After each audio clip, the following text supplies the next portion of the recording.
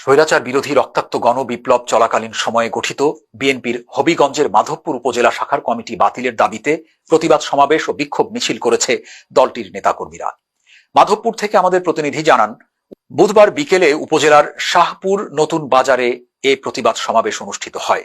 বিএনপির বাঘাসুরা ইউনিয়নের সভাপতি সাবেক ইউপি সদস্য আব্দুর রশিদের সভাপতিত্বে ও একই কমিটির সাধারণ সম্পাদক অ্যাডভোকেট সাজিদুর রহমান সজলের সঞ্চালনায় সমাবেশে প্রধান অতিথির বক্তব্য রাখেন কেন্দ্রীয় ছাত্র দলের প্রতিষ্ঠাকালীন সদস্য, হবিগঞ্জ জেলা বিএনপির সাবেক যুগ্ম আহ্বায়ক ও ছাতিয়াইন ইউনিয়ন পরিষদের বারবার নির্বাচিত চেয়ারম্যান মোহাম্মদ মিনহাজ উদ্দিন চৌধুরী কাশেদ।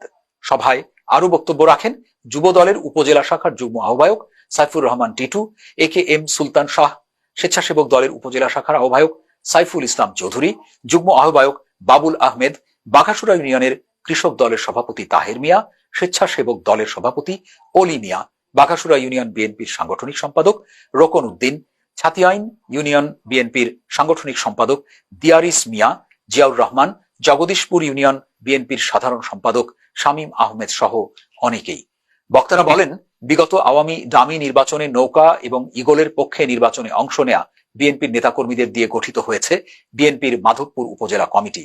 তারা এই কমিটি পকেট কমিটি বলে বাতিলের দাবি জানান। তারা বলেন, অনতি বিলম্বে কমিটির বাতিল করা না হলে দলের ত্যাগী নেতারা আরো কঠোর কর্মসূচি ঘোষণা করবেন।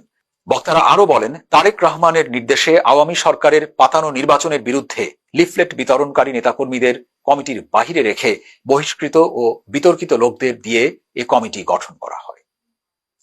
এই ইগলের কর্মীরা, নৌকার কর্মীরা এই যখন ছাত্র জনতারা বুকের রক্ত ঢেলে দিচ্ছে, রাজপথে যুদ্ধ করছে, তখন তারা গেছে কমিটি নিয়ে আসতে, উপজেলা কমিটি নিয়ে আসতে।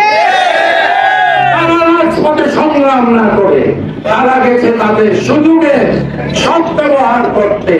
তারা গেছে এই কমিটি অনুমোদন করে এনে সংগ্রাম তাদের দরকার নাই, বিপ্লব তাদের দরকার নাই, তাদের দরকার পথ পদ্ধতি।